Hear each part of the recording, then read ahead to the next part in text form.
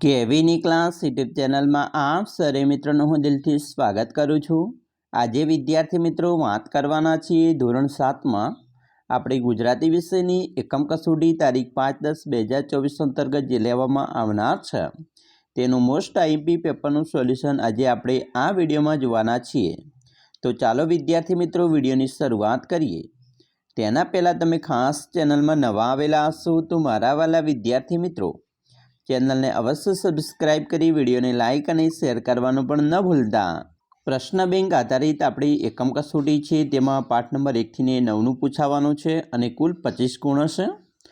પ્રશ્ન મિત્રો 1 છે, આપેલા પ્રશ્નોના જવાબ માટે યોગ્ય વિકલ્પ પસંદ કરવાનો રહેશે। જેની અંદર મિત્રો પહેલું છે, પૂર્ણ અહિંસા આચરનારા તપસ્વીએ રક્ષણ આપ્યું। તો અહીંયા મિત્રો આપણો જવાબ આવશે એ, પ્રાણી માત્રને। બીજું, સર્વધર્મ સંસ્થાપક સ્મરણો ખાલિયામાં ખપ લાગો। તો જવાબ આવશે બી, વિશ્વ શાંતિમાં। 3, ગંગાપુરમાં ડૉક્ટરની નિમણૂક થતાં તેમનો ઉત્સાહ શા માટે ઓસરી ગયો હતો? તો અહીંયા મિત્રો આપણો જવાબ આવશે ડી, તેમને અહીં કાળા પાણીની સજા લાગતી હતી તેથી।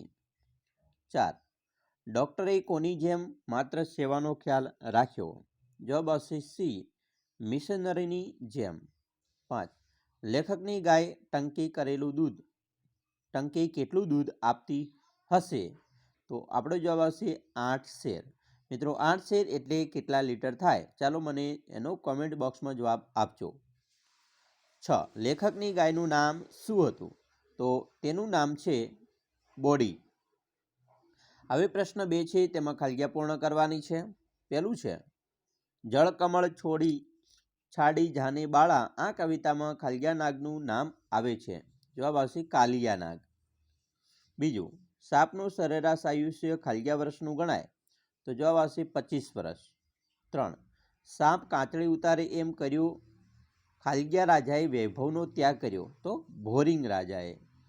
4, મોજા ખડકની સાથે પછડાઈને જાણે પાણીનો પટ ખાલિયા થઈ જતો હોય તેમ નીચે પથરાતા હતા? તો લોટ થઈ જતો હોય। 5, ખાલિયાની ચીસો હોય તેમ પવન સુસવાટા બોલાવતો હતો? તો રાક્ષસની।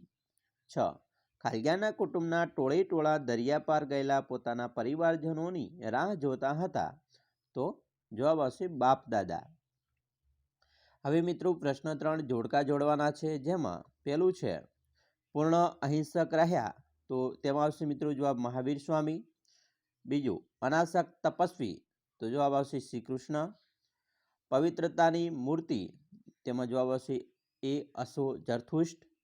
અને ન્યાય નીતિના ચાહક? તો તેમાં મિત્રો જવાબ આવશે શ્રીરામ। પ્રશ્ન મિત્રો 4 છે, આપેલી જાહેરાતના આધારે નીચેના પ્રશ્નોના જવાબ આપવાના છે।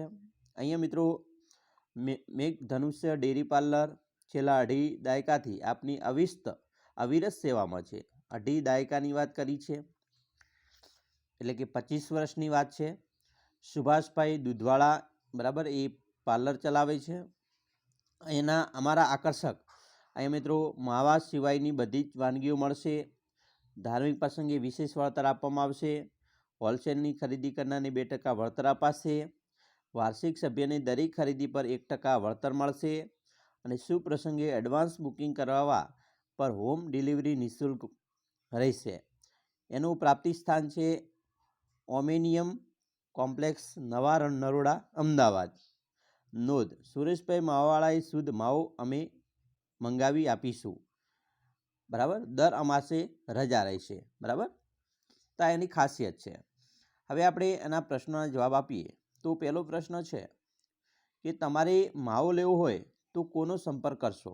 તો અહીંયા મિત્રો આપણો જવાબ બનશે કે અમારે માવો લેવો હોય તો સુભાષભાઈ દૂધવાળાનો સંપર્ક કરવાથી તેઓ સુભાષભાઈ માવાવાળા પાસેથી માવો મંગાવી આપશે।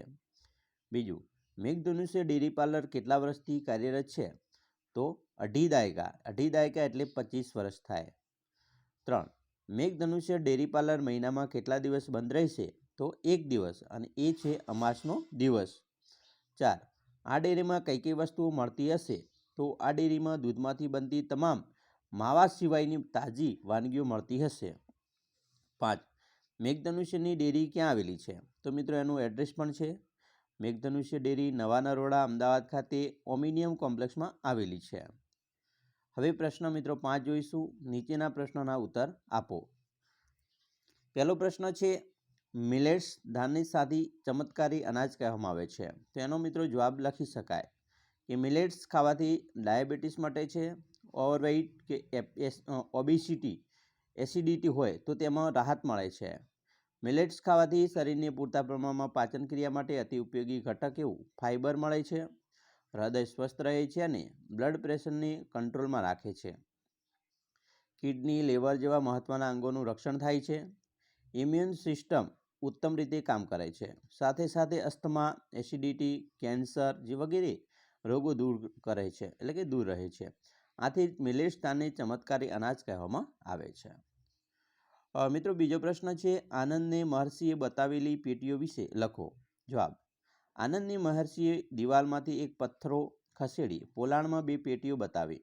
પેટીઓ વજનદાર હતી. એમાંથી એક પેટીમાં ઝળહળતા રત્નો હતા અને બીજી પેટીમાં સુવર્ણ તથા રજતના ટુકડાઓ હતા.